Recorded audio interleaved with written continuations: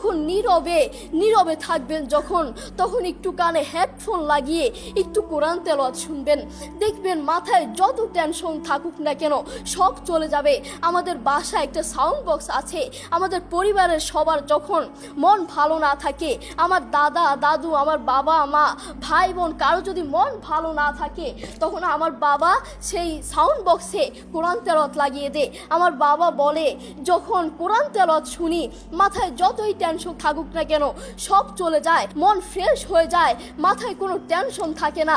আপনারাও চেষ্টা করবেন বেশি বেশি কোরআন তেলাওয়াত করার, নিজে কোরআন পড়বেন এবং অন্যকে উৎসাহিত করবেন।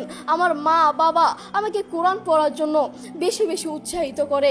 যারা অন্ধ দেখবেন তারা চোখে দেখে না, তারা শুনে শুনে শুনে কানে শুনে শুনে এই কোরআন মুখস্থ করে, তারা চোখে দেখে না। যারা অন্ধ তাদেরকে গিয়ে একটু প্রশ্ন করবেন, আপনাদের জীবনের আশা কি? আপনারা আল্লাহর কাছে সবসময় কি চান? সেই অন্ধ মানুষগুলো বলবে, আমরা আল্লাহর কাছে কোনো কিছু চাই না, আমরা সব সময় একটা জিনিস চাই, আল্লাহ আমাদেরকে চোখ ফিরিয়ে দাও। যারা কথা বলতে পারে না তাদেরকে প্রশ্ন করলে বুঝতে পারবেন, তারা সব সময় একটা জিনিস চায়, আল্লাহ আমার মুখ ফিরিয়ে দাও, আল্লাহ আমার কান ঠিক করে দাও, সব সময় এই জিনিসটা চায়। যারা অন্ধ তারা কোরআন মুখস্থ করেছে। আপনার মতো চোখওয়ালার জন্য আমার দুঃখ লাগে। আপনার চোখ আছে কিন্তু তবু আপনি কোরআন পড়তে পারেন না, আপনার সময় নাই, আপনি কোরআন পড়তে পারেন না।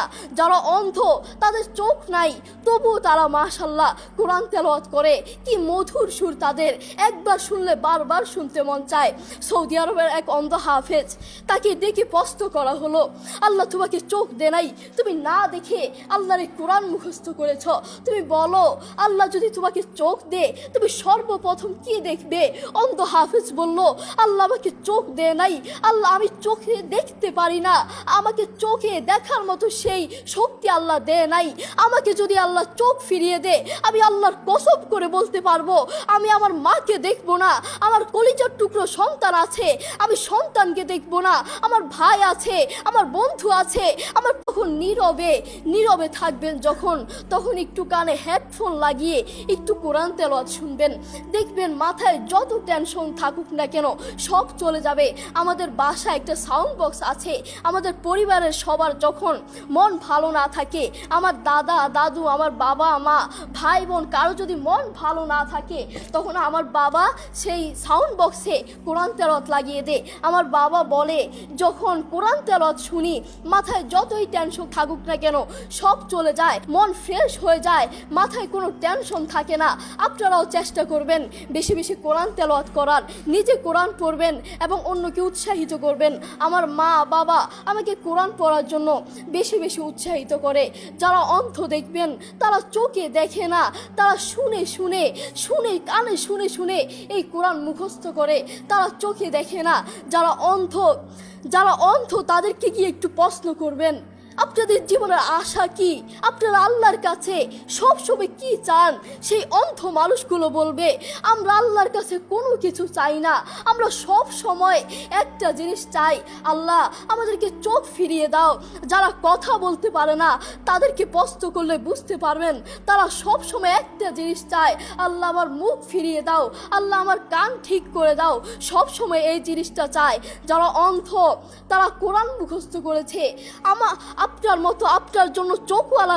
আপনার মতো চোখওয়ালার জন্য আমার দুঃখ লাগে। আপনার চোখ আছে কিন্তু তবু আপনি কোরআন পড়তে পারেন না, আপনার সময় নাই, আপনি কোরআন পড়তে পারেন না। যারা অন্ধ তাদের চোখ নাই তবুও তারা মাশাআল্লাহ কোরআন তেলাওয়াত করে। কি মধুর সুর তাদের, একবার শুনলে বারবার শুনতে মন চায়। সৌদি আরবের এক অন্ধ হাফেজ, তাকে ডেকে প্রশ্ন করা হলো, আল্লাহ তোমাকে চোখ দে নাই, তুমি না দেখে আল্লাহর এই কোরআন মুখস্থ করেছ, তুমি বলো আল্লাহ যদি তোমাকে চোখ দে তুমি সর্বপ্রথম কি দেখবে?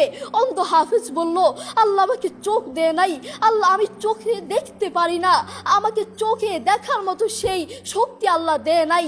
আমাকে যদি আল্লাহ চোখ ফিরিয়ে দে, আমি আল্লাহর কসম করে বলতে পারবো আমি আমার মাকে দেখবো না, আমার কলিজার টুকরো সন্তান আছে আমি সন্তানকে দেখবো না, আমার ভাই আছে, আমার বন্ধু আছে, আমার প্রিয় মানুষ আছে আমি তাদেরকে দেখবো না। আমি দেখবো যে